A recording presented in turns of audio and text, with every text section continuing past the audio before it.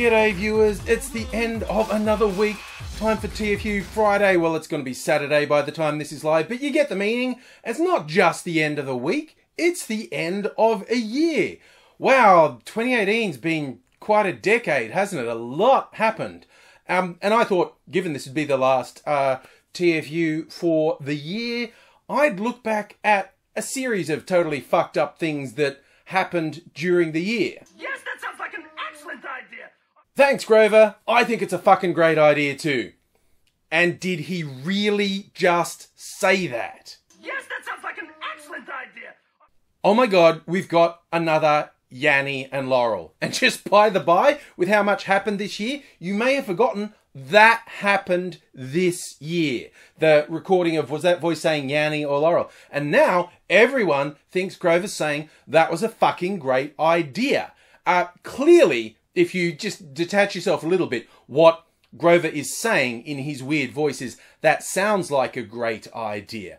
But this is very interesting because this is slightly different and slightly the same as Yanni and Laurel. The Yanni and Laurel thing showed you can't really trust your perceptions because certain things aren't absolute.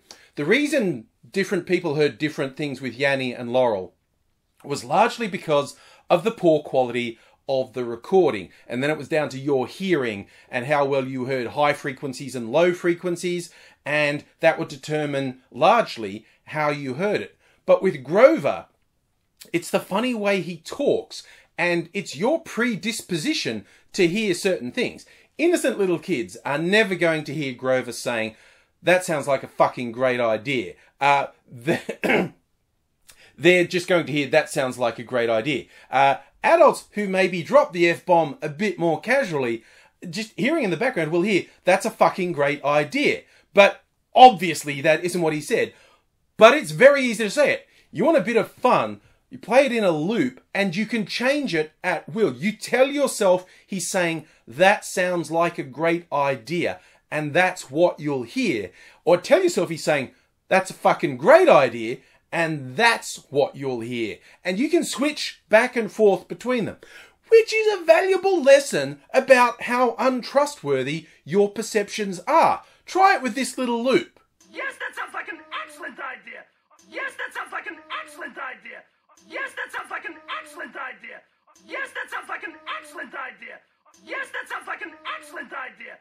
Yes, that sounds like an excellent idea. Yes, that sounds like an excellent idea. And if Yanni and Laurel being this year surprised you, consider this. Logan Paul, Dead Body, Japanese Forest, that was this year. Well, okay, technically he uploaded the video on December 31st, his time. That means people saw it January 1st here in Australia because of International Dateline. So I'm counting it as this year. And certainly all the backlash happened this year. That's where the year started. That was the first drama of the year. That soulless piece of crap exploiting someone's suicide for his own notoriety. And there's other weird things that, again, might shock you. Do you remember people in Hawaii got a text message from the emergency service saying nuclear missile incoming, we're all gonna die? That was this year. That was early this year. That was the thing. So everything else happens to probably push this out of your consciousness. But that's a thing that happened this year. That's when so much shit happens, apparently constantly, that you forget how many things actually happened this year. I mean, and I personally, the number one culprit for not being able to keep track of shit that happens, in my mind, Donald Trump, definitely. Because shit never stops with this guy. People leaving his administration, being fired, people closest to him being arrested, convicted, sentenced, jailed, his dick looks like Toad from Mario Kart. That was something we learned this year from someone who's in a position to know. He's damaging our perception of the world because he piles shit upon shit upon shit. We can't keep it straight anymore. I mean, it seems like now finally with these convictions and sentences happening towards the end of this year, that we may be getting to somewhat of an end game with the Mueller investigation. You know, in the new year, the Democrats will control the House and can run inquiries and call witnesses and whatnot. It seems like Trump might finally pay for his outright criminality, because apparently being the most disgusting fucking excuse of a human on the planet has no negative effect on him whatsoever. But, you know, there's a whole bunch of straight up criminal shit that one hopes he will eventually pay for, but the world's so fucking weird, I just don't try to predict anything. And if Trump and America seemed like everything was happening, when I think of England, I think of nothing happening. The biggest things involved kind of nothing happening. Brexit is the obvious biggest one. Britain leaving the European Union. There was a popular vote that said they should do it, and then nothing. They've not been able to sort a single thing. And you'll hear all these nightmare things like, oh, we better start stockpiling food. Wait, why? Was this a bad thing? Oh, we better get the army ready to maintain order. Fucking what? What? But nothing happened. It's like, how did these fuckwits who pushed Brexit, and I don't mean the ordinary people who voted, you can actually raise a lot of reasons why the European Union has negative effects on the UK. That was not what the people who were the public face of Brexit did. They just lied, talked shit, and then the worst thing of all is when they won, which they clearly didn't expect to do, they did not have anything approaching a plan to make it happen. So far, after all this time, still nothing. Theresa May as PM, who inherited it, because the PM who let it happen resigned, she's got people hating her on all sides. There was a no confidence motion passed against her in an attempt to remove her and put someone else in. Nothing happened. She won quite convincingly. So it was another bit of nothing. Even one of my favourite stories from England of the year, Tommy Robinson getting jailed for contempt of court, which is fucking hilarious and fucking well deserved. But then he got let out because another judge said, I think it was moved too quick to put him in jail, should have another trial. And that trial's still pending. So that's another thing with nothing. So that's the thing. When I think of the US, I think far too much happened. And then when I think of the UK, I think nothing happened. And when I think of Australia, I think, wow, what a fucking shit show. As I mentioned last week, it's easy to forget, but in Australia, the Barnaby Joyce sex scandal was this year. So much happened, but that was the start of this year. We got to bookend the year with horrible, creepy, hypocritical sleazebags in the National Party being discredited with sex scandals. People who argued against marriage equality, saying, I want to protect the sanctity of traditional marriage, who were fucking around on their spouses while they were saying it. Barnaby with one of his staffers, and this other dickhead Andrew Broad actually using websites, sugar daddy websites, to pick up young girls, pay for the privilege of the company of young ladies. And it's just like, I don't care. Actually, I do care that Barnaby was fucking his staffer, because that's an abuse of power, and there was some very shady shit with her getting given cushy jobs. And with the other guy, with travelling to Asia to hook up with young ladies, apparently he made taxpayers pay for some of it. And it's just like, it's the hypocrisy that gets to me most of all, though. If you guys had never said, the gays aren't allowed to be married because marriage is pure, while you were fucking someone other than your spouse, I'd be less upset. It's the hypocrisy that gets me.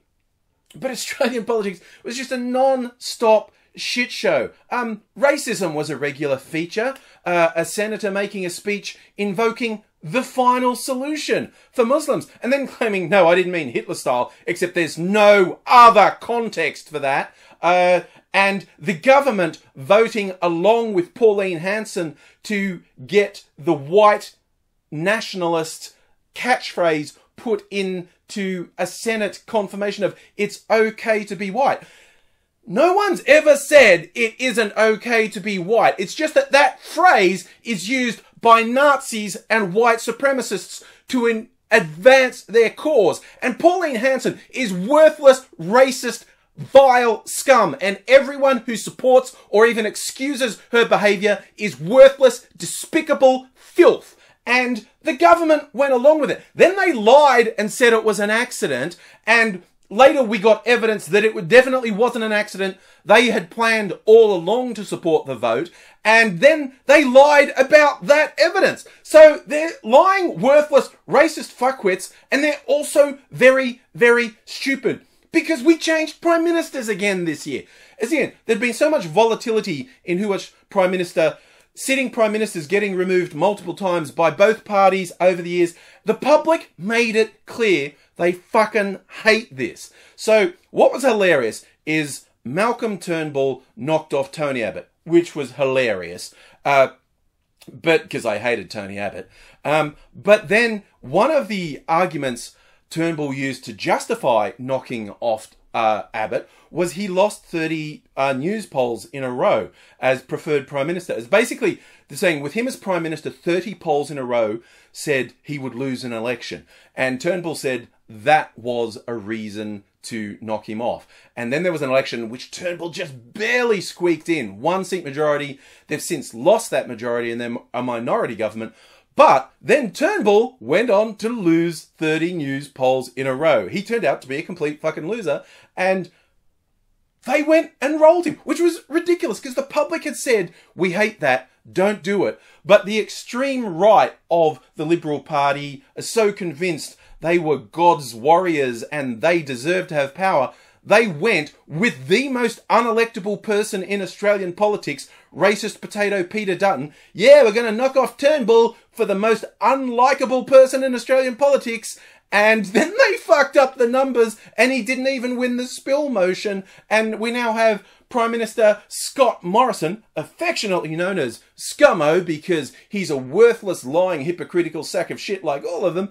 But then Turnbull resigned, didn't just step down as leader. He resigned, so there was a by-election, which they lost. There was a state election here in Victoria, which the Libs lost convincingly. And there was all these by-elections, state election, and the message was, fuck you guys, stop this bullshit, stop with the racism, the sexism, the climate change denial, and the right wing is still going, no, that's not the reason. They totally principle Skinnered themselves. Skinner with his trying to find kids in really stupid places going, wait, am I out of touch? No, it's the children who are wrong.